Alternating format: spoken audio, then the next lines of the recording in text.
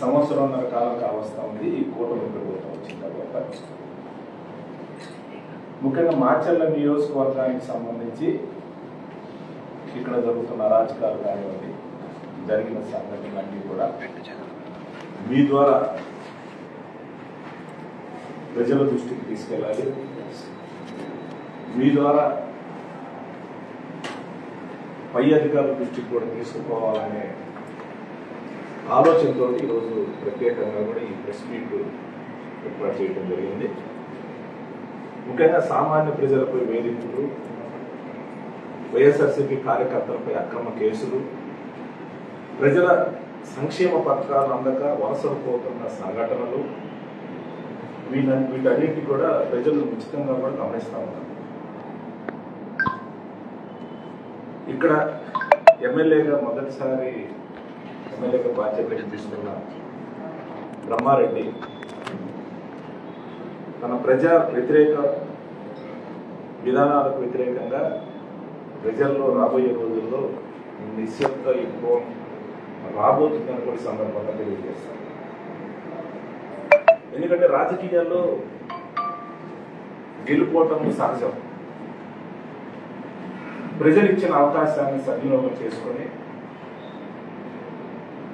సంక్షేమ కార్యక్రమాలు ఏవైతే ఉన్నాయో అన్ని కూడా అన్ని వర్గాలకు సంబంధించి పార్టీలకు అతీతంగా కూడా ప్రజలకు అందించి ప్రజలు మెప్పు పొందాలనే ఒక ఆలోచన ఏ ప్రజానాయకులైనా చేస్తారు. కానీ బ్రహ్మారెడ్డి ఇచ్చిన అవకాశాన్ని దుర్వినియోగం చేస్తూ తన కక్ష సాధింపుడం మార్చిన నియోజకవర్గాన్ని ఒక వేదికగా చేసుకుంది. మీరందరూ కూడా గమనిస్తూ ఉన్నారు. కూటమి ప్రభుత్వం అధికారంలోకి వచ్చిన 7.5 కాలం ఎన్నికల ఫలితాలు వచ్చి రాగానే అక్రమ కేసులు పెట్టి 54 రోజులు నన్ను జైలుకు పంపించిన పరిస్థితి. ఆ తర్వాత వరుసగా కూడా అక్రమ కేసులు పెడతా ఉన్నారు. మా పార్టీకి సంబంధించిన కార్యకర్తలు కానివ్వండి, మమ్మల్ని అభిమానించే ప్రజలు కానివ్వండి, వాళ్ళకి ఏమైనా ఇబ్బంది వస్తే వాళ్ళని కలవటం తప్ప అని అడుగుతాం, వాళ్ళకి భరోసా ఇవ్వడం తప్ప అని అడుగుతాం. అలా చేసినందువల్ల నేను ప్రత్యక్ష కార్యాచరణకి ఎక్కడ దిగలేదు. ఇప్పుడు ప్రత్యక్షంగా ఏ కార్యక్రమాలు చేయలేదు. కానీ మొదటి నుంచి కూడా మాతో ఉండి 4 సార్లు ఎమ్మెల్యేలు గెలిపించిన కార్యకర్తలకు అండగా ఉండాలనే బాధ్యత నాది. ప్రజలకు అందుబాటులో ఉండాలనే ఆలోచనతో నేను ప్రజల దగ్గరికి వెళ్తా ఉంటే అది చూసి ఓరవలేని ఈ యొక్క కూటమి నాయకుడు కానివ్వండి బ్రహ్మారెడ్డి ఇప్పటి వరకు నా మీద 13 కేసులు అక్రమంగా కూడా నా మీద కూడా పెట్టినారని కూడా సందర్భంగా తెలియజేస్తాను. చాలా దారుణమైన విషయం. ఎందుకంటే మీ అందరికీ తెలుసు, ఇటీవల గుళ్లపాడులో ఆధిపత్య పోరులో వాళ్ళ పార్టీకి టీడీపీ పార్టీకి సంబంధించిన 2 వర్గాలు కూడా ఆధిపత్యం కోసం వాళ్ళు తగాద కొట్టుకొని జంట హత్యలు జరిగితే దానికి సంబంధించి జిల్లా ఎస్పీ కానివ్వండి, ఆ చనిపోయిన బాధితుల బంధువులు ఎవరైతే ఈ కేసు ప్రత్యక్ష సాక్షులు ఎవరైతే ఉన్నారో, ఈ కేసులో ఎవరైతే రిపోర్ట్ ఇచ్చిన ప్రత్యక్ష సాక్షులు ఎవరైతే ఉన్నారో వాళ్ళు కూడా ఇది ఆధిపత్య పోరు వల్ల మా పార్టీలో వర్గాల పోరు వల్ల కొట్టుకున్నారని వాళ్ళు కూడా చెప్పడం లేదు. అందరూ కూడా మీరు గమనించిన విషయం. కానీ ఇంత దారుణంగా, ఎందుకంటే వెంటనే అక్కడ ఉన్న వర్గాల సమన్వయం చేయలేక సొంత పార్టీ కార్యకర్తలు చంపుకుంటున్నారు. బ్రహ్మారెడ్డి చేతగాని తనని టీడీపీ అధిష్టానం కానివ్వండి, వాళ్ళకు సంబంధించిన సోషల్ మీడియాలో ఎత్తి చూపితే దానికి అప్పుడప్పుడు ఒక స్క్రిప్ట్ తయారు చేసి అది నా వైపు తిప్పి అక్కడున్న అధికారుల్ని, పోలీసుల్ని అందరినీ కూడా ఒత్తిడి చేసి నా మీద కేసు పెట్టిన పరిస్థితి. ఇది న్యాయమేనా అని నేను అడుగుతా ఉన్నాను. ఇది మంచి పద్ధతి అని అడుగుతా ఉన్నాను. రాజకీయం మీరందరూ కూడా ఇక్కడున్న మీడియా మిత్రులందరినీ నేను కోరుతా ఉన్నాను. ఇక్కడున్న కుర్రోళ్ళు ఎవరైనా ఉన్నా కూడా కొత్త జనరేషన్లో కొంత తెలియకపోవచ్చు, కానీ సీనియర్ పాత్రికేయులు కూడా ఉన్నారు. మీరందరూ కూడా ఆలోచన చేయండి. మొదటి నుంచి కూడా పల్నాడు అంటేనే ఫ్యాక్షన్ రాజకీయం. ఒకప్పుడు బాగా కూడా ఫ్యాక్షన్ జరిగిన పరిస్థితి. ఎందుకంటే ఆనాడు దుర్గాంబ ఎమ్మెల్యేగా ఉండి చంద్రబాబు నాయుడు ముఖ్యమంత్రిగా ఉన్న టైంలో కూడా చాలా గ్రామంలో ఫ్యాక్షన్, బ్రహ్మారెడ్డి సొంత గ్రామంలోనే ఫ్యాక్షన్ హత్యలు జరిగిన పరిస్థితి. అలాంటి పరిస్థితిలో రాజశేఖర రెడ్డి గారు ముఖ్యమంత్రి అయిన తర్వాత చాలా వరకు ఫ్యాక్షన్ తగ్గిస్తూ వచ్చిన పరిస్థితి. ఆనాడు ఫ్యాక్షన్ రాజకీయాలకు సంబంధం ఉందని ముఖ్యమంత్రి హోదాలో ఈ బ్రహ్మారెడ్డినే చంద్రబాబు నాయుడు పార్టీ సస్పెండ్ చేసిన పరిస్థితి. దానికి ఎవరు బాధ్యత అంటున్నారు? అలాంటి పరిస్థితులన్నీ కూడా ఫ్యాక్షన్ జరగకుండా ఓ పక్క తగ్గిస్తూ 2009 మొదటిసారి నేను శాసనసభ్యుడు అయిన దగ్గర నుంచి నేను వరుసగా 4 సార్లు కూడా ప్రజల యొక్క అభిమానంతో శాసనసభకు ఎన్నికైతే ఎక్కడా కూడా నేను ఫ్యాక్షన్ గొడవలను ప్రోత్సహించిన పరిస్థితి లేదు. ఇదే బ్రహ్మారెడ్డి 2009లో నా మీద పోటీ చేసి ఓడిపోయిన తర్వాత ఈ నియోజకవర్గానికి దూరంగా వెళ్ళిపోయిన పరిస్థితి. ఒక దశాబ్ద కాలం దాదాపు 10-12 సంవత్సరాలు నియోజకవర్గానికి దూరంగా ఉండి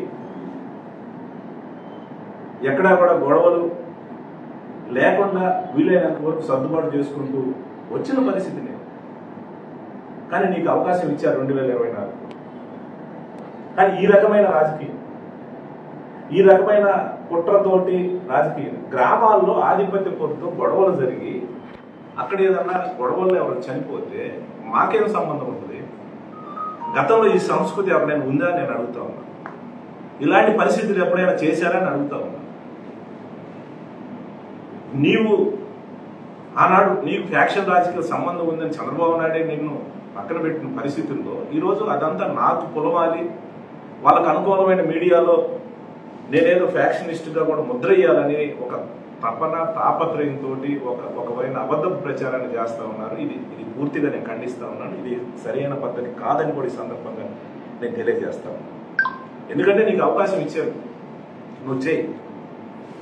నేను చాలా మంది అడిగారు, ఏమన్నా ఇదేదన్నా ఇంత అన్యాయంగా కేసులు పెట్టారు. టీడీపీ సంబంధించిన నాయకులు కూడా కొంతమంది ఇది చాలా అన్యాయం పెట్టినారు. చాలా మంది మిత్రులు కూడా గతంలో నాతో శాసనసభ్యులుగా పనిచేసి ఈనాడు తెలుగుదేశంలో ఉన్న నాయకులు కూడా 1-2 ఫంక్షన్లో జరిగి కలిసినప్పుడు కూడా వాళ్ళు మాట్లాడటం జరిగింది. ఇతనేంది బ్రహ్మారెడ్డి అనే వ్యక్తి ఎమోషనల్ బ్లాక్మెయిల్ చేస్తాడు, ఇదేమి రాజకీయం, నేనేదో నష్టపోయాను, ఏదో జరిగింది జరగబోతుంది, అక్కడ ఏదో జరుగుతుందని ఎమోషనల్గా కూడా మా నాయకులు అధినాయకులను కూడా ఎమోషనల్ బ్లాక్మెయిల్ చేసి అతని అవసరాల కోసం అధికారులు కూడా ఎమోషనల్ బ్లాక్మెయిల్ చేస్తా ఉన్నారని కూడా వాళ్ళు మాట్లాడుకోవడం జరిగింది.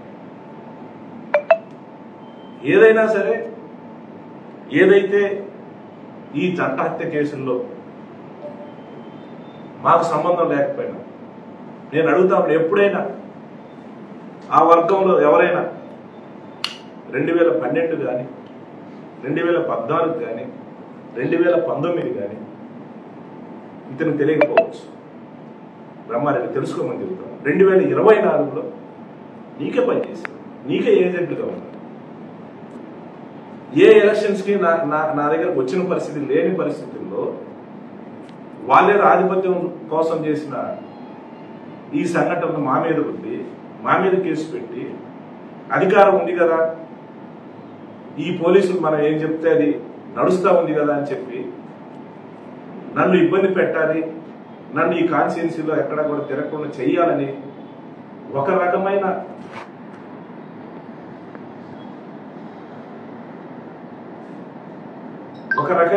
దూరం చేయాలనే ఒక దుర్బుద్ధితోటి ఇంత దారుణానికి దిగజారడం చాలా చాలా చాలా దారుణమైన విషయం.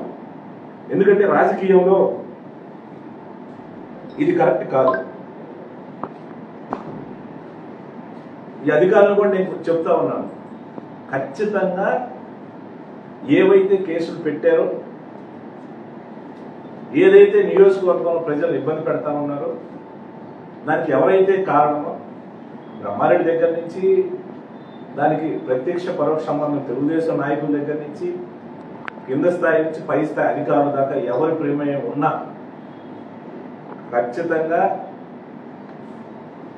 జగన్మోహన్ రెడ్డి ఖచ్చితంగా ఏమైనా జగన్మోహన్ రెడ్డి అధికారంలోకి వస్తాడు. వచ్చిన తర్వాత ప్రతి కేసు మీద, ప్రతి సంఘటన మీద చట్టపరంగా రివ్యూ చేస్తాం. ఖచ్చితంగా వాళ్ళ మీద చర్యలు, ఎంత పెద్ద నాయకులైనా ఎంత పెద్ద ఆఫీసర్లైనా కూడా చట్టబద్ధంగా కూడా ఖచ్చితంగా దాని మీద ఎంక్వైరీ చేసి రివ్యూ చేసి చర్యలు ఉంటాయని కూడా సందర్భంగా తెలియజేస్తాం. ఇవే కాదు, అనేక గ్రామాల్లో ఈరోజు చూస్తూ ఉంటే ఎంత దారుణమైన విషయం అంటే, ఎప్పుడూ లేదు ఈ ఫ్యాక్షన్ గొడవలు, ఎక్కడ చిన్న చిన్న సంఘటనలు జరిగిన పూర్తి స్థాయిలో ఎప్పుడూ లేని విధంగా నియోజకవర్గంలో ఈరోజు చూస్తూ ఉంటే పీడీ యాక్ట్ పెడతాం. నేను అడుగుతా ఉన్నాను, ఏదైనా గ్రామాల్లో చిన్న చిన్న గొడవలు జరిగితే దానికి పీడీ యాక్ట్ పెడతారని అడుగుతాం. వీళ్ళేమన్నా మావోయిస్టులా? వీళ్ళేమన్నా దేశద్రోహం కేసులో ఉన్నారా? వీళ్ళేమన్నా స్మగ్లర్సా? రాజకీయ కేసులు ఏవైతే ఉన్నాయో చిన్న చిన్న సంఘటనలు ఆధారం చేసుకొని వాళ్ళ సోషల్ మీడియాలో పెద్దగా చూపించేసి ఈరోజు నియోజకవర్గంలో 6 మంది మీద పీడీ యాక్ట్ పెట్టిన పరిస్థితి. ఈరోజు ఎంత దౌర్భాగ్యమైన పరిస్థితి అని అంటే, ఇంకా మీ పేర్లు ఉన్నాయని ఈరోజు లక్షల డబ్బులు దండుకునే పరిస్థితి. అధికారుల దగ్గర నుంచి నాయకుల దగ్గర కూడా బెదిరిస్తూ ఉన్నారు. అంటే ఇలాంటి సంఘటన నేను గడిచిన 20 సంవత్సరాల కాలంలో నేను 4 సార్లు ఎమ్మెల్యేగా అయినా ఎప్పుడు కూడా ఇలాంటి అభద్రతా భావంతో ప్రజలు ఉన్న పరిస్థితి లేదని కూడా సందర్భంగా గుర్తు చేస్తూ ఉన్నాను. నేను చెప్తా ఉన్నాను, ఖచ్చితంగా ఇప్పటి వరకు జరిగిన సంఘటనలో ఎస్పీ గారిని, శ్రీనివాసరావు గారు ఎస్పీ గారు ఉన్నారు, కలెక్టర్ గారు ఇప్పుడు ట్రాన్స్ఫర్ అయిపోయారు, కలెక్టర్ గారు అరుణ్ బాబు గారు, వాళ్ళిద్దరు పాత్ర కూడా ఉంది. ఈ తప్పుడు కేసులు చాలా వరకు పెట్టిన దాంట్లో కూడా ఖచ్చితంగా వాళ్ళ మీద కూడా రివ్యూ ఖచ్చితంగా చేస్తాం. ఎందుకంటే పీడీ యాక్ట్ పెట్టాలని అంటే చిన్న వాళ్ళ మీద పీడీ యాక్ట్ పెట్టి ఈ రకమైన దానికి అవకాశం ఇచ్చిన దాంట్లో అరుణ్ బాబు పాత్ర ఖచ్చితంగా ఉంది. ఆయన సంతకాలు పెట్టారు. ఇది మంచి పద్ధతేనా అని అడుగుతా ఉన్నాం. ఇది మనం ఎక్కడున్నాం? మేము మావోయిస్టులా, లేకపోతే ఏమన్నా దేశద్రోహులా, లేకపోతే స్మగ్లర్సా? ఈ రకమైన పీడీ యాక్ట్లు పెట్టి బెదిరిని ఇది పద్ధతేనా అనుకోవడం? ఎంతమందిని బెదిరిస్తారు? ఇవే కాదు, ఇంకా ఎందుకంటే బ్రహ్మారెడ్డి ఒక దశాబ్ద కాలం కాన్ఫరెన్స్ లో లేడు, 12 సంవత్సరాల పైచికు లేడు. తర్వాత వచ్చాడు, ఈరోజు వస్తాడు మీడియా ముందు ఆయన ఊహించుకొని మా నాయకుడు జగన్మోహన్ రెడ్డి దగ్గర నుంచి నా దాకా కూడా ఆయన వ్యక్తిగతంగా కూడా దూషించే కార్యక్రమం చేస్తాను. మరి అది కరెక్ట్ కాదు. నీకు అవకాశం ఇచ్చారు, రైట్, నువ్వు నిధులు తీసుకురా, పల్నాడు అభివృద్ధి చెయ్యి, చేసింది చూపించు. మీడియాలో ప్రచారం చేసుకోవటం, లేకపోతే మీడియా ముందు ఊగిపోతాం, మీడియా సాక్షిగా ఏదో అది పబ్లిసిటీ చేసుకోవడానికి ఒక రకమైన వార్నింగ్లు. నీ సంగతి చూస్తే ఎవరి సంగతి చూస్తే ఎవరు ఇక్కడ భయపడే వాళ్ళు ఎవరు లేరు. ఎందుకంటే మేము 30 ఏళ్ళ నుంచి రాజకీయం చేస్తా ఉన్నాం. వరుసగా మా కుటుంబంలో 5 సార్లు ఎమ్మెల్యేగా మేము గెలిచాం. నేను 5 సార్లు పోటీ చేస్తే నేను 4 సార్లు గెలిచాను. మొదటిసారి నీకు అవకాశం ఇచ్చారు, ఖచ్చితంగా దాన్ని సద్వినియోగం చేసుకో. అంతేగాని నువ్వు ఈ రకమైన అనవసరమైన వివాదాలకు దిగి దాన్ని ఎమోషన్ క్రియేట్ చేసి అతను ఏం చేస్తున్నాడనంటే ఒక రకమైన ప్రజల్లో కానీ అధికారుల్లో ఏదో రకంగా మీడియా ముందుకు వచ్చి ఎమోషన్ క్రియేట్ చేసి ఎమోషన్ చాటున అతను దందా కార్యక్రమం చేస్తూ ఉన్నాడు. నేను అడుగుతా ఉన్నాను బ్రహ్మారెడ్డి, గడిచిన సంవత్సరన్నర కాలంలో నియోజకవర్గంలో ఉండే రేషన్ షాపుల దగ్గర బియ్యాన్ని మంచికల్లు కేంద్రంగా నిన్నటి దాకా కూడా అక్కడ ఒక మిల్లు ద్వారా ప్యాకింగ్ చేసి బయటికి పంపించింది నీకు తెలియదా బ్రహ్మారెడ్డి అని?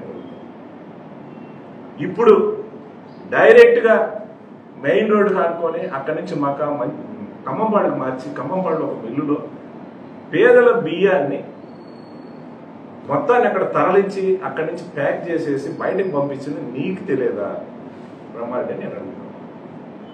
ఇవి కాదు, ఈరోజు చూస్తూ ఉంటే మార్కెటింగ్ యార్డ్ పేరుతోటి చెక్ పోస్ట్ ఏర్పాటు చేసి చిన్న చిన్న రైతుల దగ్గర నుంచి చెస్ రూపంలో నోట్ వాళ్ళకి ఎలాంటి రసీదు ఇవ్వకుండా డబ్బులు వసూలు చేస్తుంది నీకు తెలియకుండా జరుగుతుందా బ్రహ్మారెడ్డి అని నేను అడుగుతాను. ఇవే కాదు, మొన్న యూరియాకు సంబంధించి 2 రాష్ట్రాల్లో పెద్ద ఎత్తున కూడా రైతులు ధర్నాలు చేస్తూ ఉన్నారు, రైతులు పడిగాపులు కాస్తూ ఉన్నారు, రైతులు మాకు యూరియా ఇప్పించండి అని కూడా ప్రాధాయపడతా ఉన్నారు. ఆ సమస్యని ఎట్లా పరిష్కారం చేసుకోవాలి, ఏ రకంగా యూరియా తీసుకొచ్చి రైతులను ఆదుకోవాలని ఈ ప్రభుత్వం ఆలోచన చేయాలి. కానీ నిన్న ప్రెస్ మీట్ పెట్టేసి నువ్వేదో చేసావు అని చెప్పి నా మీద వ్యక్తిగతంగా కూడా మాట్లాడిన పరిస్థితి. ఇంకా ఏమంటాడు, నువ్వు చేతనైతే చర్చకు రమ్మంటాడు. రైట్, చర్చకు వస్తాను, నీకు చాలా టైం ఉంది బ్రహ్మారెడ్డి, నువ్వెందుకు ఆవేశపడతావు? నువ్వు 1 సంవత్సరంన్నర ఎమ్మెల్యే అయింది, నేను చర్చకు వచ్చినా నీకు చెప్పడానికి ఏం లేవు, నువ్వు చేసింది కూడా ఏం లేదు ఇప్పటిదాకా, నీకు మాట్లాడడానికి చాలా టైం ఉన్నది, నువ్వు మీ ముఖ్యమంత్రి గారిని ఒప్పించుకో, నువ్వు గ్రాంట్ తీసుకురా, నువ్వు డెవలప్ చేయి. జగన్మోహన్ రెడ్డి గారు ముఖ్యమంత్రిగా ఉన్నప్పుడు నేను ఎన్ని గ్రాంట్లు తీసుకొచ్చానో ఖచ్చితంగా నేను చేసిన పనులు చూపిస్తాను, ఖచ్చితంగా ఏమైనా ఎవిడెన్స్ అక్కడ ఉంటాయి, ఎక్కడికి పోవు, నువ్వు గ్రాంట్ తీసుకొచ్చి నువ్వు పని చేసిన తర్వాత ఒకరోజు ఖచ్చితంగా చర్చ పెట్టుకుందాం, ఎవరేం చేశారు, ఖచ్చితంగా అభివృద్ధి మీద ప్రజలు అవకాశం ఇచ్చారు, ఖచ్చితంగా చర్చ పెడతాం, దానికి వెనకపోయే ప్రశ్నే లేదు. నువ్వు చేతనైతే నువ్వేం చేసావు, ఈ సంవత్సరాల కాలం నువ్వేం చేసావు? నువ్వేం చేయలే. కాకపోతే నీకు ఒక రికార్డు అయితే ఉంది, అది చెప్తాను నేను. నువ్వు బ్రహ్మాండంగా ఈ సంవత్సరాల కాలంలో నువ్వు చేసిన రికార్డు, ముఖ్యంగా ఈ పల్నాడు జిల్లాలో నీకే నెంబర్ 1 స్థానం ఇవ్వాల్సిన పరిస్థితి ఉంది, నువ్వు చేసిన రికార్డు ఉంది, అది కూడా నేను ఇప్పుడు చెప్తాను. దాంట్లోనైతే ఖచ్చితంగా నువ్వే విన్ అవుతావు, మా వల్ల కాదు, మేము చేయలేవు, ఖచ్చితంగా నువ్వు విన్ అవుతావు.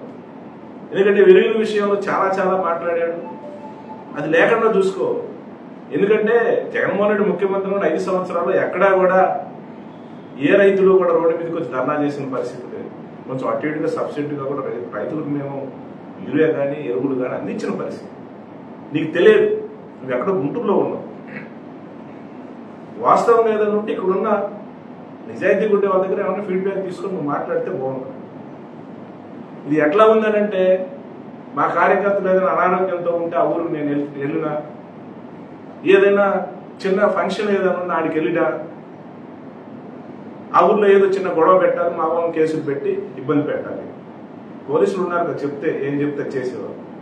లేకపోతే వాళ్ళ నుంచి ఒక చిన్న కంప్లైంట్ ఇప్పించేసి నా మీద వాళ్ళ సోషల్ మీడియాలో దుష్ప్రచారం చేయండి. నిన్న బైర్లపాడులో ఒక ఎస్సీ కులానికి సంబంధించి పెరాలసిస్ వచ్చేసి మొదటి నుంచి మా పార్టీ కార్యకర్త, నేను ఆయన కొంచెం పలకరించేసి వాళ్ళకి హాస్పిటల్కి సంబంధించి కొంచెం ఆర్థిక సాయం చేద్దాం నేను వెళ్ళి వస్తే, అది ఆసరాగా తీసుకొని ఆ ఊరు నుంచి వాళ్ళ పార్టీకి సంబంధించిన ఒక కార్యకర్త చేత నేనేదో భూ కబ్జా చేసిన అని కూడా ఒక పిటిషన్ ఇప్పించాను. నేను అడుగుతా ఉన్నాను, నేను స్టాండ్ దానికి నిలబడి ఉంటాను.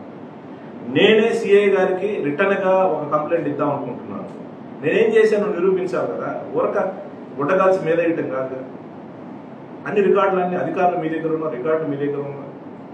నిజంగానే నేను చేస్తుంటే తప్పుడు ప్రచారం చేయటం ఇది కరెక్ట్ కాదు. బ్రహ్మారెడ్డి నేను చెప్తాను, ఇది కరెక్ట్ కాదు.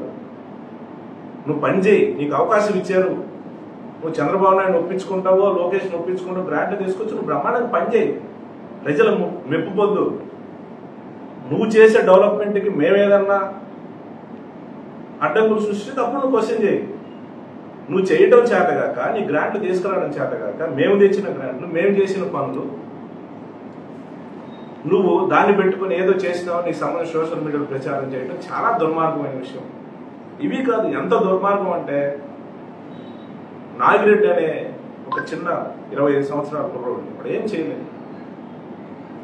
వాడిని తీసుకుపోయి కిటికీ కట్టేసి కాళ్ళు ఇరిగిందా కొట్టిన పరిస్థితి, కాళ్ళు ఇరిగిన పరిస్థితి. వాళ్ళు ఏం దుర్మార్గం చేశారు, అంత కొట్టాల్సిన అవసరమే ఉందనుకున్నాను. ఇది నేను హైకోర్టులో న్యాయ పోరాటం చేస్తా ఉన్నాను. ఇది ఎస్పీ గారు, కొత్త ఎస్పీ గారి దృష్టికి కూడా నేను తీసుకెళ్తాను. ఇలాంటి శ్రీనివాసరావు అనే మా ఎంపీపీ వాళ్ళ అబ్బాయి హైదరాబాద్లో పోయి తీసుకొని అక్కడి నుంచి పిడుగురాల తీసుకొచ్చి పిడుగురాల పోలీస్ స్టేషన్లో కూర్చోబెట్టి విపరీతంగా కొట్టి హింసించిన పరిస్థితి. మన కేసులుంటే నిజంగానే ఉంటే పెట్టుకోండి. ఈ రకంగా వాళ్ళని హింసించి కొట్టే అధికారం మీకు ఎవరిచ్చినారని అడుగుతాం.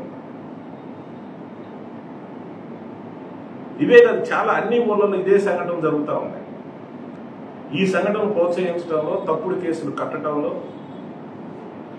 గ్రామాల నుంచి పోలీసులను అడ్డం పెట్టుకొని గ్రామాలకు రాకుండా బయటికి పంపించే విషయంలో బ్రహ్మారెడ్డికి నెంబర్ 1 స్థానం ఖచ్చితంగా ఈ జిల్లాలో మొదటి స్థానం అయితే ఖచ్చితంగా ఇవ్వచ్చు. ఎందుకంటే ఈరోజు చూస్తే దరిదాపుగా మాచర్ల నియోజకవర్గంలో 574 కుటుంబాలు పైచెక్కి ఈ రోజుకి కూడా ఊరు వదిలిపెట్టి బయట ఉండి ఆ ఎస్సీ ఎస్టీ బీసీ కుటుంబాలు అయితే వాచ్మెన్లుగా ఉపాధి లేకుండా ఇబ్బంది పడుతున్న పరిస్థితి. ఇవన్నీ కూడా ఎవరైతే గతంలో ఉండే ఎస్పీ గారి దృష్టి, కలెక్టర్ దృష్టి తీసుకుపోయినా వాళ్ళు స్పందించిన పరిస్థితి లేదు. చాలాసార్లు చెప్పాము, మంచికల్లు గ్రామం నుంచి అయితే హైకోర్టు నుంచి కూడా తెచ్చినా కూడా పోలీసులు మీరు వస్తే మేము కేసులు పెడతాం, రావటానికి లేదని చెప్పే పరిస్థితి.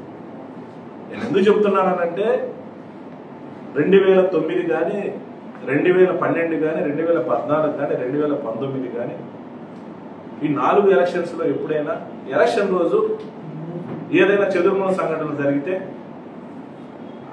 ఒక 15-20 రోజుల తర్వాత ఆ గ్రామాలు సర్దుకుంటారు, ఎవరి పనులు వాళ్ళు చేసుకుంటారు. కానీ మా టైంలో ఎక్కడా కూడా ఈ రకంగా హెరాస్మెంట్ జరిగిన పరిస్థితి లేదు. 1 సంవత్సరం కాలం నుంచి ఈ రోజు కూడా ఊర్లోకి రానివ్వకుండా పోలీసులు అడ్డం పెట్టి అక్రమంగా బెదిరించే కార్యక్రమం ఇంతవరకు లేని పరిస్థితి ఈరోజు చూస్తూ ఉన్నాం. ఈ క్రెడిట్ అంతా కూడా బ్రహ్మారెడ్డికి ఉంది.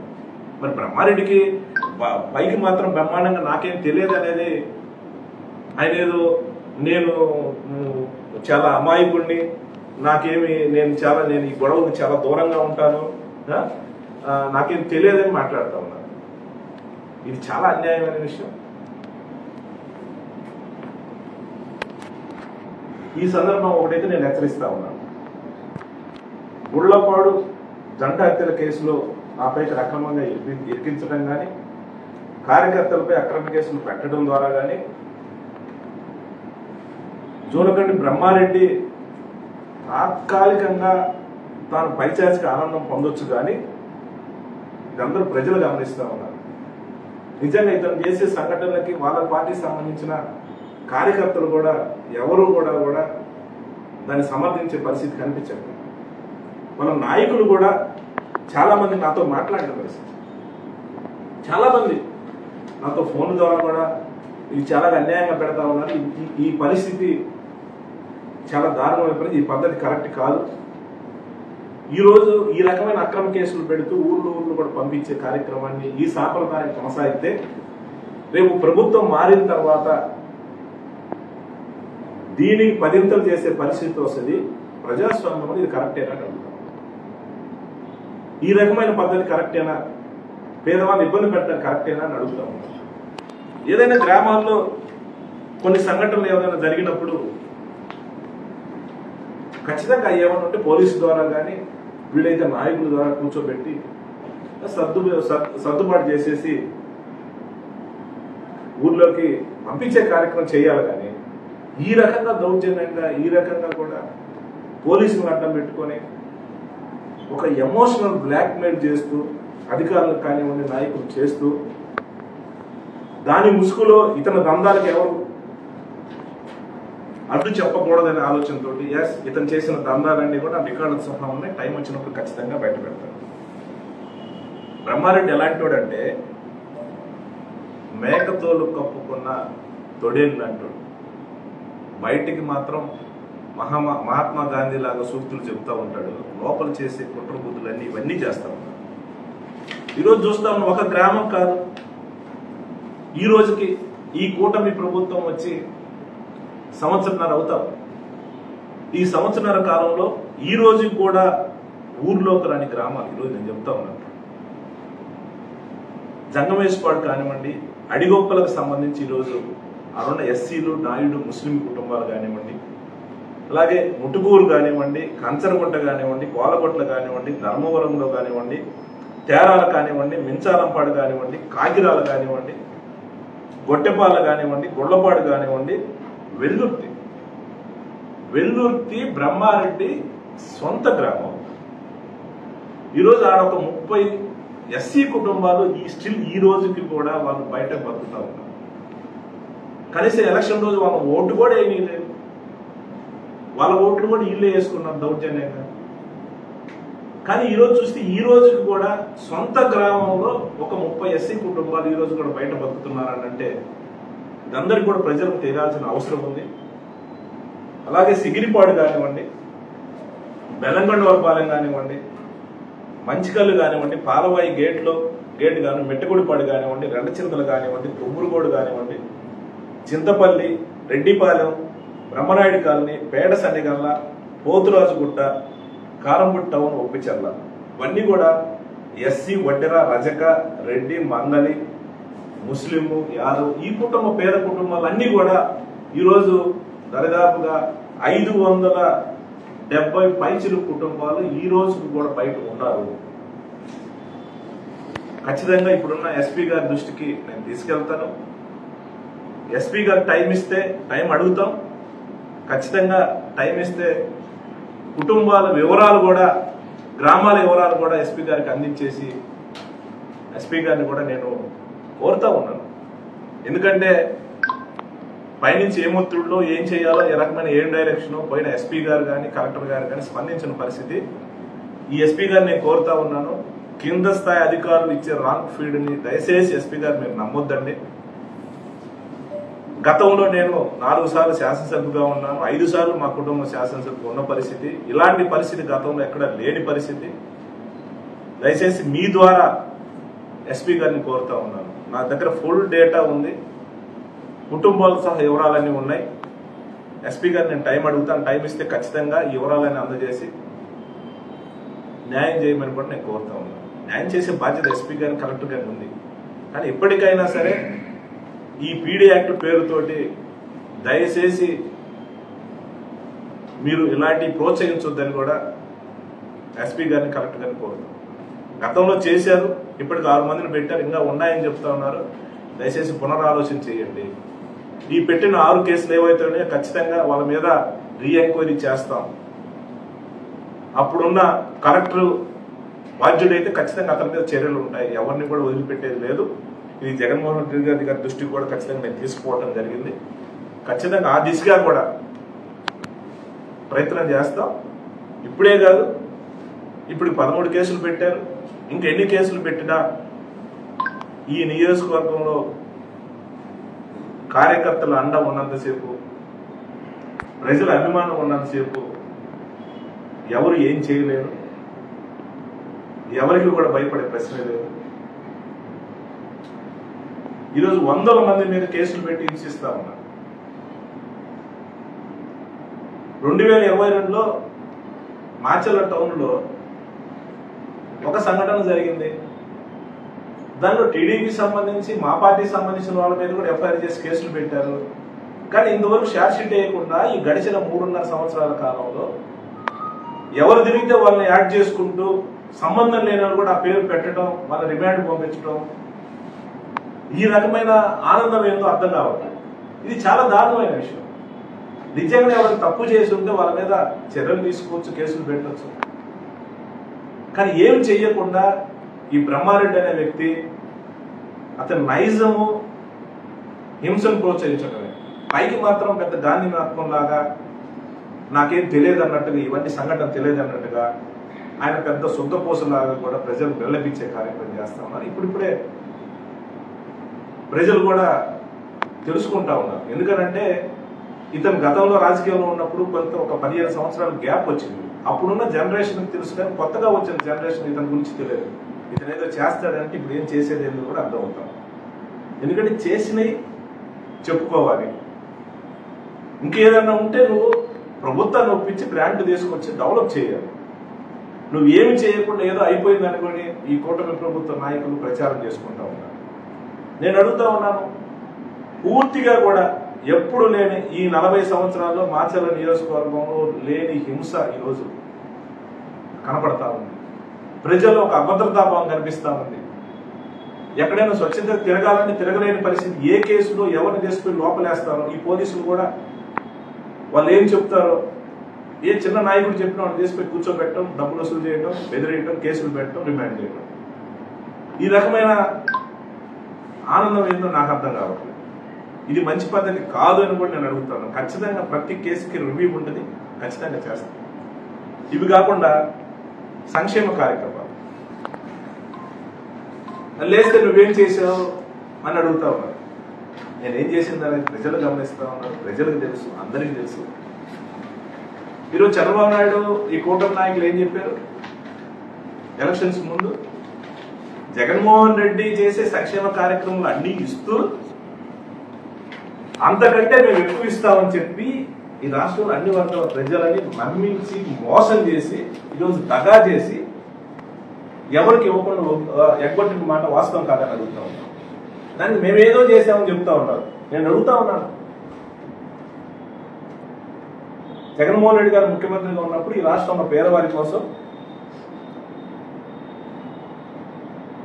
అమ్మఒడి ఇచ్చాం, జగనన్న వసతి దీవెని ఇచ్చాం, జగనన్న విద్యాదీవెని ఇచ్చాం, విదేశీ దీవెని ఇచ్చాం, రైతు భరోసా ఇచ్చాం, 0 వడ్డీ ఇచ్చాం, ఉచిత పంట బీమా ఇచ్చాం, రైతులకు ఇన్పుట్ సబ్సిడీ ఇచ్చాం, మధ్యగారి భరోసా ఇచ్చాం, వైఎస్ఆర్ 0 వడ్డీ ఇచ్చాం, వైఎస్ఆర్ పెన్షన్ కానుక ఇచ్చాం, వైఎస్ఆర్ చేయూత ఇచ్చాం, వైఎస్ఆర్ ఆసరా ఇచ్చాం, వైఎస్ఆర్ బీమా ఇచ్చాం, కాపు నేస్తం ఇచ్చాం, వైఎస్ఆర్ నేతనాస్తం ఇచ్చాం, జగనన్న తోడు ఇచ్చాం, జగనన్న లా నేస్తం ఇచ్చాం, వాహన మిత్ర ఇచ్చాం, ఆరోగ్యశ్రీ ఆసరా ఇచ్చాం, జగనన్న తోడు, జగనన్న గోరుముద్ద, సంపూర్ణ పోషణ, విద్యా కానుక, హౌసింగ్, ఇళ్ల స్థలాలు, కంటి వెలుగు, ఇవన్నీ కార్యక్రమాలు మేము చేసాం. ఇవన్నీ చేస్తామని చెప్తా ఉన్నారు. ఏం చేశారని అడుగుతాం. ఈరోజు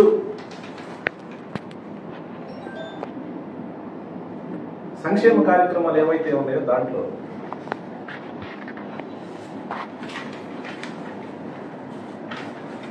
అమ్మఒడి ఒకటి ఇస్తామని చెప్పారు.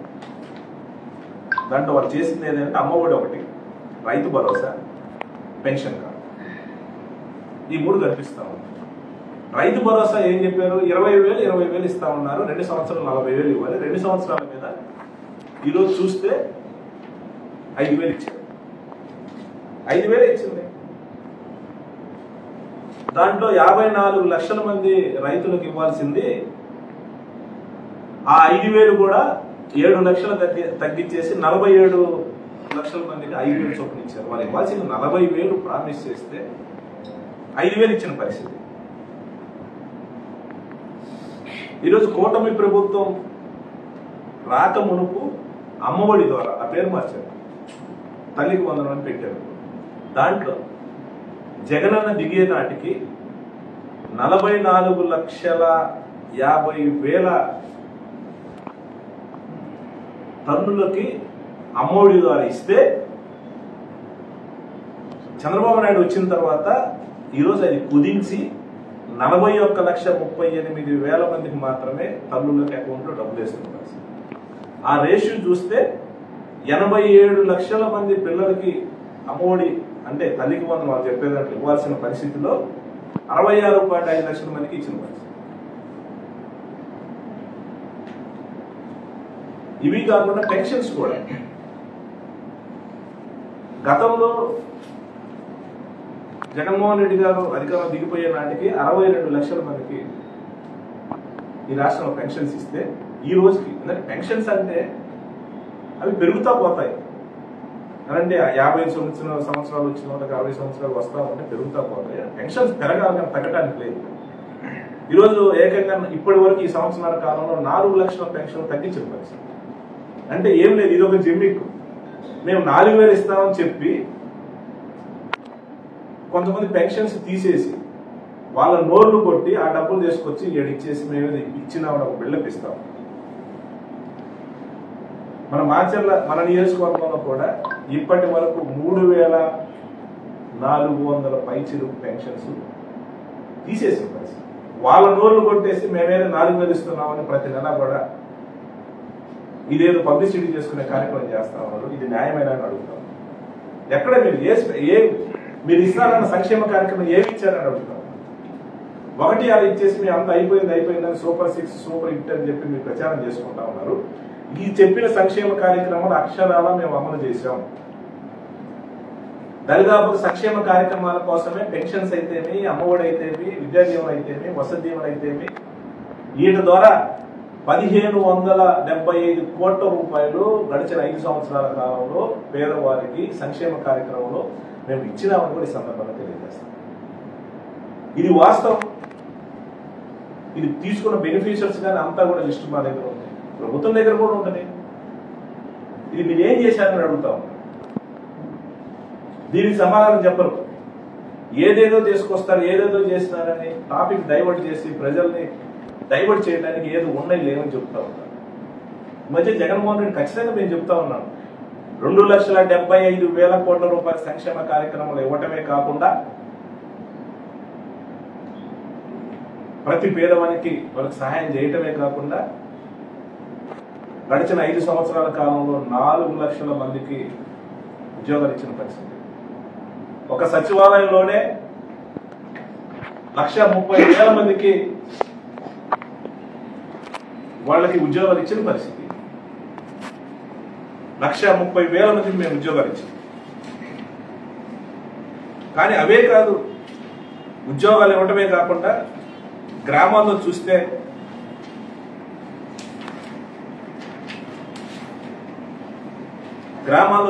ఈరోజు ఇప్పటికైతే సచివాలయం బిల్డింగ్లు 65 కట్టాం, రైతు భరోసా కేంద్రాలు 38, హెల్త్ సెంటర్లు 27, నాడు నేడు కింద స్కూల్స్ కి డెవలప్మెంట్ 250 స్కూల్స్ డెవలప్ చేశాం.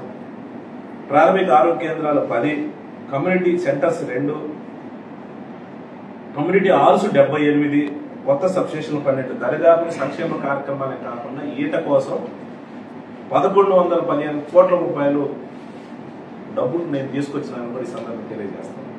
అంతెందుకు, గతంలో మా పార్టీలో ఎంపీగా పనిచేసిన కృష్ణదేవరాయలు గారు ఈ మధ్య కాలంలో కూడా మాచర్ల నియోజకవర్గంలో 2,500 కోట్ల రూపాయలతోటి రోడ్లకి విషయంలో మేము డెవలప్ చేసినాము గడిచిన 5-6 సంవత్సరాలని కూడా ఈ మధ్య ఈ కార్యక్రమం ఏదో మార్కెటింగ్ ఏదో జరిగిన కార్యక్రమంలో గ్యాస్ మీద కూడా నేను విన్న పరిస్థితి.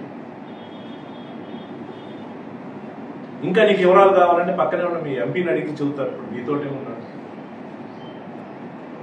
ఇవన్నీ కూడా దాచిపెట్టి ఎంతసేపు ఉన్నా కూడా వాళ్ళ మీద కేసు పెడదాం, వీళ్ళ మీద కేసు పెడదాం, ఏమైనా ఉంటే ఒక సైకో ఆనందం పొందుతూ మీడియా ముందు ఆయన అది చేస్తాం, ఇన్ని చేస్తాం, చాలా మంది చేసుకోవడానికి. ఇక్కడికి ఎవరికి ఎవరు భయపడేది ఏం లేదు.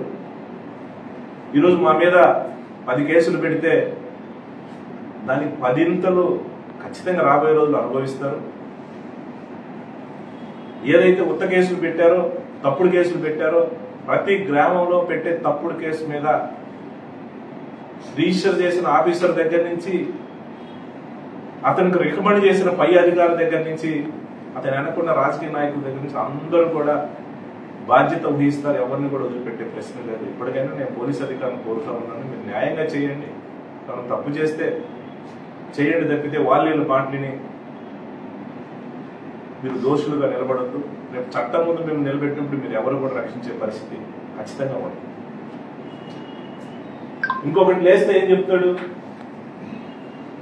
వరకప్పుడు చాలా ప్రాజెక్టు గురించి మాట్లాడతాడు.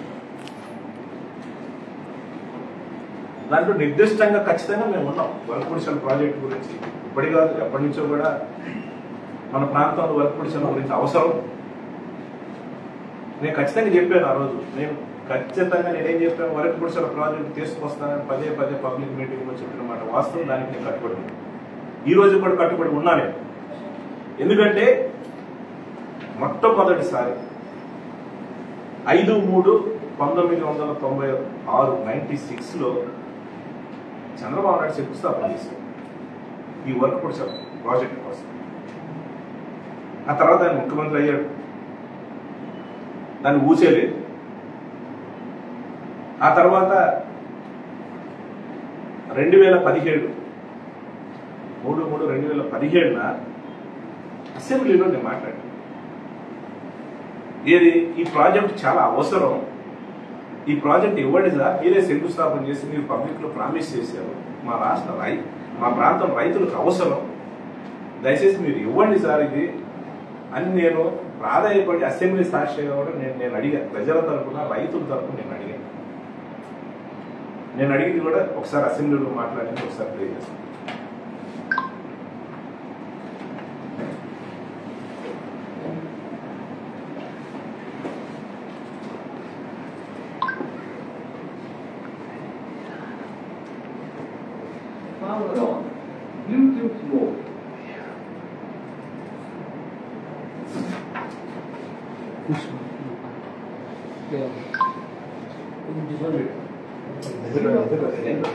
చాలపూడి వినుకొండ ప్రాంతం, బొల్లాపల్లి ప్రాంతం అధ్యక్ష, ప్రకాశం జిల్లా పొలంసేరు ప్రాంతంలో మంత్రి గారు చెప్పిన సమాధానం ప్రాజెక్టు అనుకూలంగా లేదని చెప్పడం జరిగింది అధ్యక్ష. చాలా బాధాకరమైన విషయం అధ్యక్ష. పల్నాడు ప్రాంతంలో ముఖ్యంగా మాచర్ల ప్రాంతంలో అధ్యక్ష, దుర్గి, వెల్లుర్తి, కాలంపూడి, వినుకొండ ప్రాంతం, బొల్లాపల్లి ప్రాంతం అధ్యక్ష, ప్రకాశం జిల్లా పొలంసేరు ప్రాంతంలో పూర్తిగా వర్షాలనే పడే పరిస్థితి అధ్యక్ష. మా ప్రాంతాల్లో వర్షాలు తక్కువగా ఉండటం వల్ల రైతు కూలీలు కూడా బాగా ఇబ్బంది పడే పరిస్థితి అధ్యక్ష.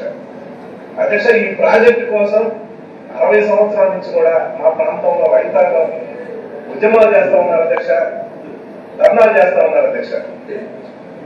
స్వాతంత్రం వచ్చిన మొదట్లో అధ్యక్ష 1952లో అప్పటి ప్రభుత్వం ఒక కమిటీని కూడా వేయడం జరిగింది అధ్యక్ష. కోస్లా కమిటీ ఒక కమిటీని వేశారు అధ్యక్ష. ఆ ప్రాంతం ప్రాజెక్టుకు అనుకూలమా కాదా అని కూడా కమిటీ వేశారు అధ్యక్ష. 1955లో ఆ కమిటీ కూడా రిపోర్ట్ ఇచ్చింది అధ్యక్ష. ఆ ప్రాంతం అవసరం, పల్నాడు ప్రాంతంలో ఆ ప్రాజెక్టు అవసరం కూడా ఇచ్చింది అధ్యక్ష. ఆ కమిటీలో కేఆర్ బాబు గారు కూడా ఆ కమిటీలో ఉన్నారు అధ్యక్ష. అధ్యక్ష, ఆ తర్వాత పల్నాడు విమోచన సమితి పేరుతోటి రాజకీయాలకు అతీతంగా ఎన్నో ఉద్యమాల ధర్నాలు కూడా జరిగినాయి అధ్యక్ష. తర్వాత అధ్యక్ష 1996లో అధ్యక్ష ఇప్పుడు ముఖ్యమంత్రి చంద్రబాబు నాయుడు గారు అప్పుడు మా ప్రాంతంలో ఒక సభను ఏర్పాటు చేసి అధ్యక్ష ఖచ్చితంగా ఇక్కడ ప్రాజెక్ట్ ఇస్తామని ప్రామిస్ చేశారు అధ్యక్ష. అప్పుడు పబ్లిక్ మీటింగ్ లో మాట్లాడటం ఫోటో కూడా ఉంది అధ్యక్ష. ఆ రోజు చెప్పడం జరిగింది అధ్యక్ష. పల్నాడు చాలా నెరవేరపోతామని కూడా చెప్పారు అధ్యక్ష. రైతులు చాలా సంతోషించారు అధ్యక్ష ఆ ప్రాజెక్టు వస్తుందని కూడా. కానీ ఆ ప్రాజెక్టు నెరవేరలేదు అధ్యక్ష. అక్కడితో ఆగిపోయింది అధ్యక్ష. ఆ తర్వాత 2008లో స్వర్గీయ రాజశేఖర రెడ్డి గారు ఖచ్చితంగా ఆ ప్రాజెక్టు ఇస్తామని అక్కడ శంకుస్థాపన చేయడం జరిగింది అధ్యక్ష. గవర్నమెంట్ జీవో కూడా ఇవ్వడం జరిగింది అధ్యక్ష. జీవో నెంబర్ 702 జీవో ఇచ్చారు అధ్యక్ష. 1.7 టీఎంసీ స్టోరేజ్ తోటి అధ్యక్ష 1.7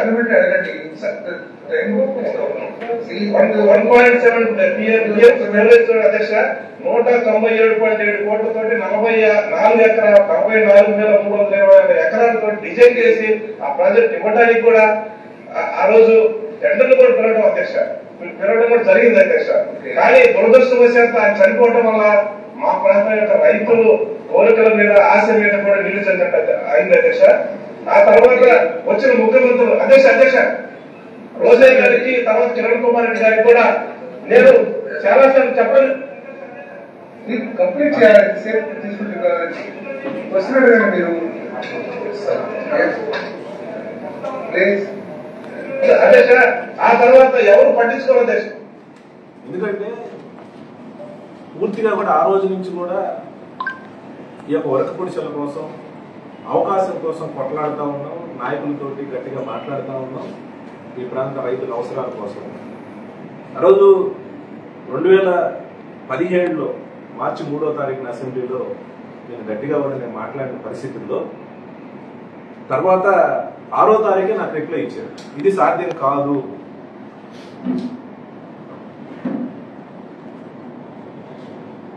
ఇది సాధ్యం కాదు, ఈ ప్రాజెక్ట్ ఇవ్వలేవు, ఇది ఎందుకనంటే పూర్తిగా కూడా టైగర్ రిజర్వ్ ఫారెస్ట్ లో ఉంది కాబట్టి ఇది మేము ఇచ్చే పరిస్థితి లేదు, ఇది కాదని చెప్పి కూడా రిటర్న్ కాబట్టి నాకు పంపించింది.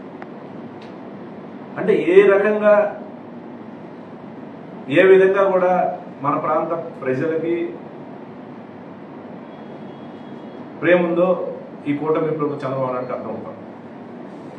అసెంబ్లీ సాక్షి చెప్పారు, మళ్ళీ వెంటనే ఎలక్షన్స్ ముందు 2018లో 7/8/2018 పాల్ సెంటర్లో మళ్ళీ వాళ్ళే చెప్పారు 17లో 18లో ఎలక్షన్కి వస్తున్నాయి కాబట్టి మళ్ళీ వచ్చేసి పాల్ సెంటర్లో ఒక శిలాఫలకం వేశారు లోకేష్.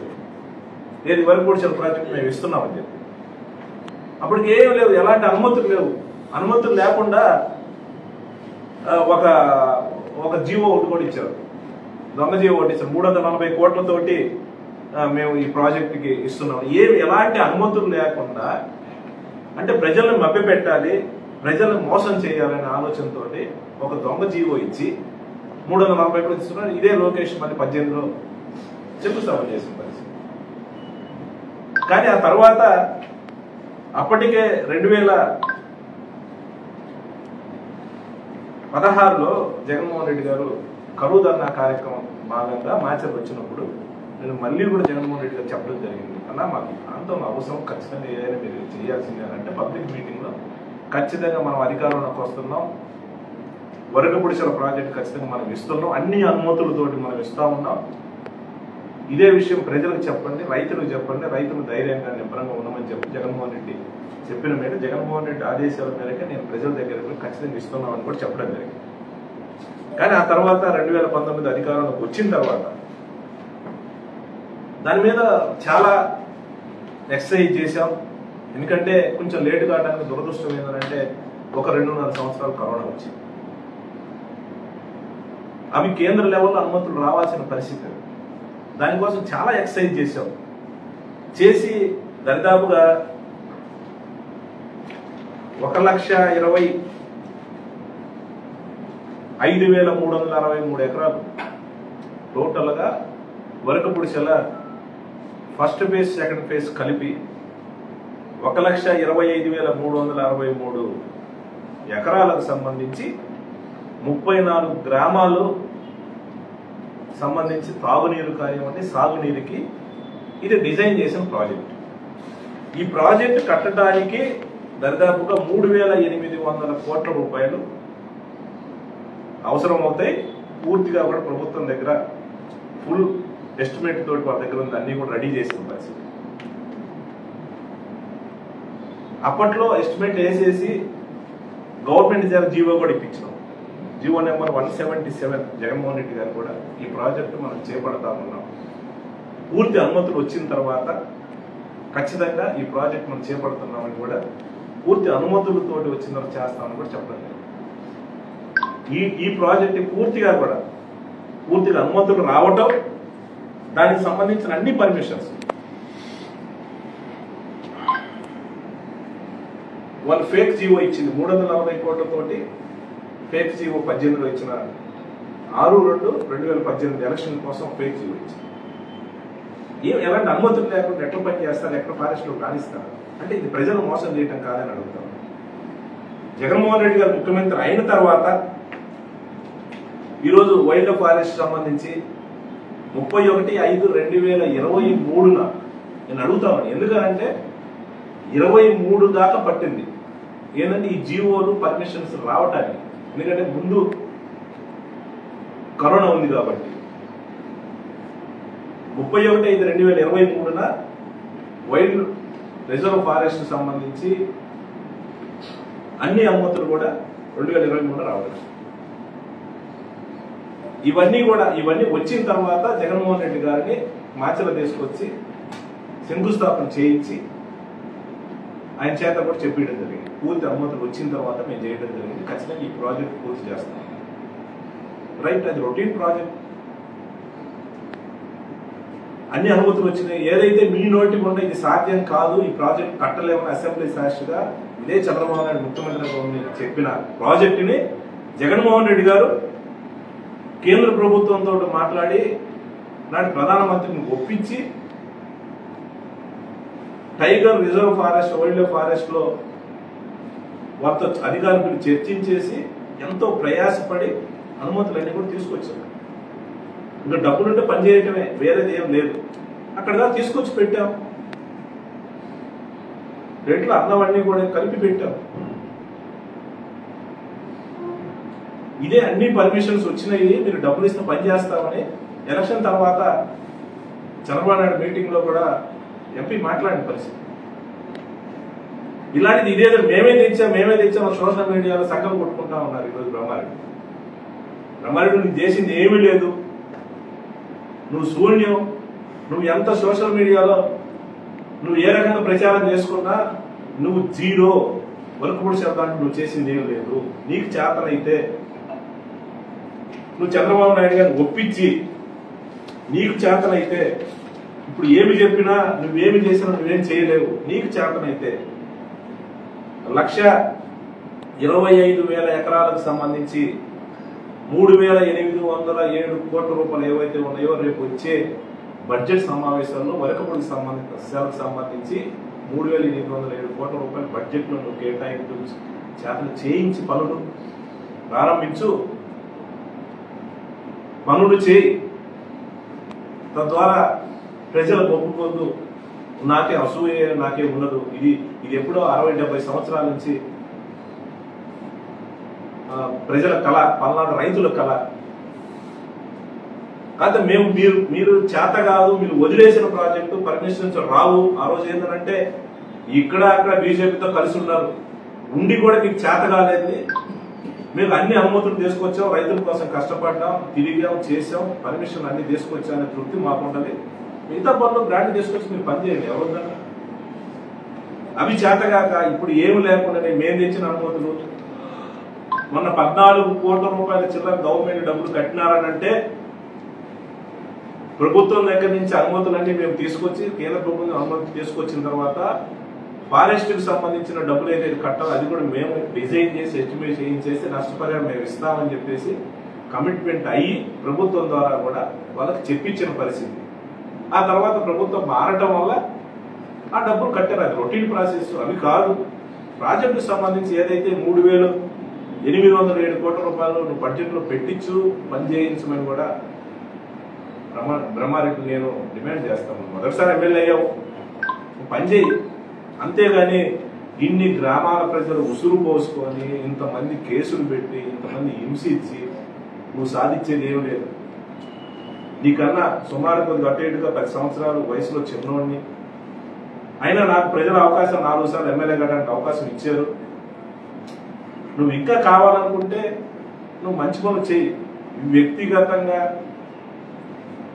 ప్రజలు మా కార్యకర్తల ఉసురు పోసుకోవద్దు, ప్రజలు ఉసురు పోసుకోవద్దు. దయచేసి నేను చెప్తాను, ఈ రకమైన ఎవరిని పడితే బెదిరించడం, అధికారులను అడ్డం పెట్టుకోవడం, ఈ పోలీసు గారి కేసులు పెట్టడం ఇది మంచి పద్ధతి కాదు. మా మీద ఇంకా అంటే నేను ఇంకా ఎక్కడ ప్రజల దగ్గరికి వస్తాను తిరగకుండా, నేను ఒక వారం ప్రజల దగ్గరికి వెళ్ళి ఏదన్నా పరామర్శ పేరుతోటి వాళ్ళని ఏదన్నా కుటుంబ ధైర్యం అని పోతే నాకు ఇంకొక కేసు. మన జరిగిన ఎక్కడా కూడా నియోజకవర్గంలో వినాయక నిమజ్జనాలకు సంబంధించి దగ్గరుండి మా కార్యకర్తలు కానీ మా వాళ్ళని కానీ పర్మిషన్ ఇవ్వకుండా ఏదైనా అక్కడక్కడ పిల్లలు ఏదైనా చిన్న బొమ్మలు పెట్టుకుంటే చిన్న మైక్ కూడా పర్మిషన్ ఇవ్వకుండా నిర్బంధించిన పరిస్థితి. ఈరోజు అదే తెలుగుదేశం పార్టీకి సంబంధించి డీజేలతో అమ్మాయిలతో డ్యాన్సులు వేయించిన ఈ వీడియోలు కూడా నేను చూసిన పరిస్థితి. అలాంటిది వాళ్ళ మీద ఏముండవు. నేను హైదరాబాద్ నుంచి ఇంటికి వస్తా ఉంటే మధ్యలో కొంతమంది కార్యకర్తలు కలిసి నేను వస్తే మళ్ళీ నా మీద ఇంకో కేసు. ఇది మంచి పద్ధతి ఏనా అని అడుగుతా ఉన్నా. అంటే ఈ కేసులు పెడితే ఎవరైనా భయపడతారని అడుగుతాను. కేసులు ఎదుర్కొంటాం. తప్పుడు కేసులు ఏం పెట్టారు? మాచర్ల నియోజకవర్గంలో ఎప్పుడు లేని కొత్త సంస్కృతిని బ్రహ్మారెడ్డి అలవాటు చేస్తాం. ఖచ్చితంగా తెలుగుదేశం కార్యకర్త నాయకుల కూడా నేను వాళ్ళందరినీ కూడా ఆలోచన చేయమని కోరుతా ఉన్నాను. ఎందుకంటే గడిచిన 15-20 సంవత్సరాల్లో ఇలాంటి పరిస్థితి ఎప్పుడు లేని పరిస్థితి. ఎలక్షన్ అప్పుడు ఏదన్నా ఆ 2 రోజులు ఉధృతులు ఏమైనా ఉంటే తప్పితే ఆ తర్వాత కూడా ఎవరి పని వాళ్ళు చేసుకునే పరిస్థితి. ఈ రకంగా ఎంటబడి హింసించడం, పోలీసులు అడ్డం పెట్టుకొని ఊళ్ళోకి వస్తే కేసులు పెడతాం.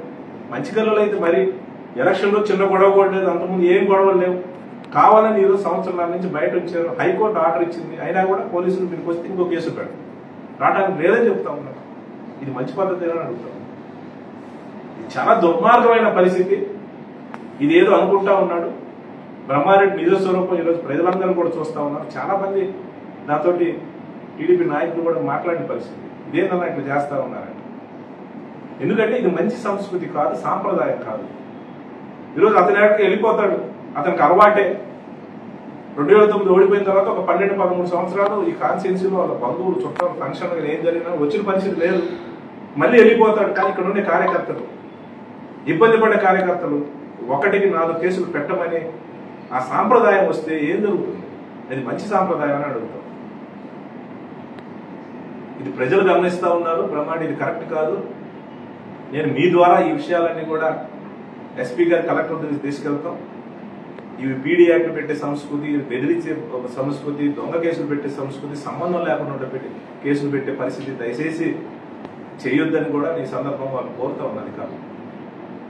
ఎందుకంటే రేపు ఖచ్చితంగా మాకు టైం వచ్చినప్పుడు ఖచ్చితంగా ఇవన్నీ మీద రివ్యూ చేస్తాం. అప్పుడు ఎవరు కూడా ఈ నాయకులు కానీ ఎవరు కూడా మీకు కనపడే పరిస్థితి ఉండదు. దయచేసి అలాంటి తప్పులు చేయొద్దు. ఇప్పటికైనా ఇప్పుడు చేసినవి ఖచ్చితంగా దాని మీద యాక్షన్ ఉంటుంది.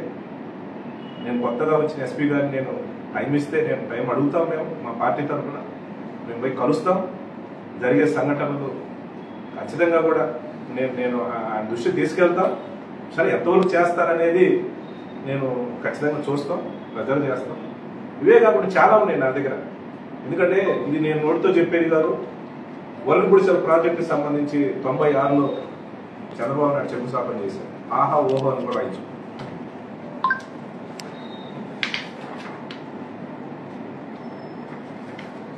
అప్పుడు ఈనాడు పేపర్లు పెద్ద విశ్లేషణ ఏదో జరిగిపోతా ఉంది 96లో శంకుస్థాపన తర్వాత.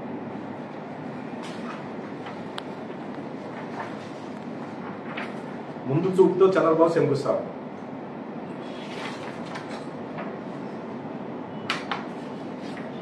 పల్నాడు రైతాంగంపై చంద్రబాబు ఆగ్రహం.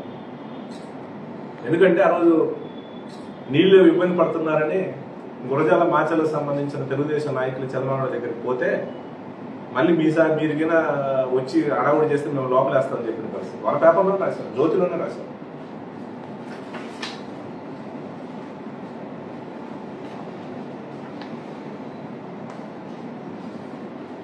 ఇది జీవో, డమ్మీ జీవో. 2000 ఫిబ్రవరి 6, 2019 లోకేష్ గారు శంకుస్థాపన చేస్తే ఒక డమ్మీ జీవో ఇచ్చారు. అంటే ఎలక్షన్స్ ముందు మభ్యపెట్టారు. అన్ని అనుమతులతోటి మే 19, 2023 అన్ని అనుమతులతోటి జగనన్న పర్మిషన్ తెచ్చిన పరిస్థితి. ఇవన్నీ ఆన్ రికార్డ్. దీన్ని వర్గీకరించి ఏ రకంగా ఏదైనా మాట్లాడేది రికార్డ్.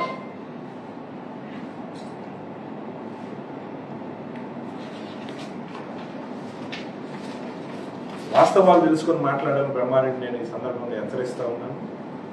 చాలా మాట్లాడవచ్చు, మీడియా ముందు ఊగిపోవచ్చు. నేను కూడా చాలా మాట్లాడవచ్చు. ఖచ్చితంగా ఆయన ఏదో చర్చ అన్నాడు. నేను అడుగుతా ఉన్నాను, చర్చ ఇప్పుడు ఏమి, నువ్వు పొడిసింది ఏమి లేదు, నువ్వు చేసింది ఏమి లేదు, ఈ సంవత్సరాలు కావాలి, నువ్వు గ్రాంట్ తీసుకురా. ఫైనల్గా ఒకరోజు చర్చ పెడదాం. నా దగ్గర ఫుల్ డాక్యుమెంట్స్ ఉన్నాయి. నేను ఎంత డెవలప్ చేశానో, ఏ రకంగా రోడ్లు ఏం తెచ్చామో, బిల్డింగ్స్ ఏం కట్టామో, హాస్పిటల్ ఏం కట్టామో, సంక్షేమం ద్వారా ఎంత తెచ్చామో అన్నీ కూడా ఉన్నాయి, కనపడిస్తూ ఉంది. టైం వచ్చినప్పుడు అన్నీ కూడా చర్చిద్దాం. ముందు దీని మీద ధ్యాస పెట్టి వాడిని ఇన్ని కేసులు లోపలేసేసి కేసులు పెట్టి అలా ఇక్కడ ఒక టెన్షన్ వాతావరణాన్ని క్రియేట్ చేసి వాళ్ళ నాయకులను అధికారులని ఎమోషనల్ బ్లాక్మెయిల్ చేసి నేనేదో తెలుగుదేశం కార్యకర్తల కోసం పుట్టిన దానివల్ల నేనేదో నష్టపోయినానని వాళ్ళకి ఏదో చెప్పి తద్వారా మా వాళ్ళ మీద కేసులు మా మీద కేసులు పెట్టి ఒక రకమైన క్షణకానందం నువ్వు పొందే కంటే దయచేసి నీకు ఇచ్చే అవకాశం నువ్వు పలానా ప్రజలకి ఇలాంటి ఈ టెన్షన్ వాతావరణాన్ని పేద ప్రజల్ని భయపెట్టే కార్యక్రమం పోలీసుల ద్వారా చేయకుండా డెవలప్ చేయాలని ఇచ్చిన అవకాశాన్ని ఉపయోగించుకోవాలని కూడా నేను బ్రహ్మారెడ్డి కోరుతాను.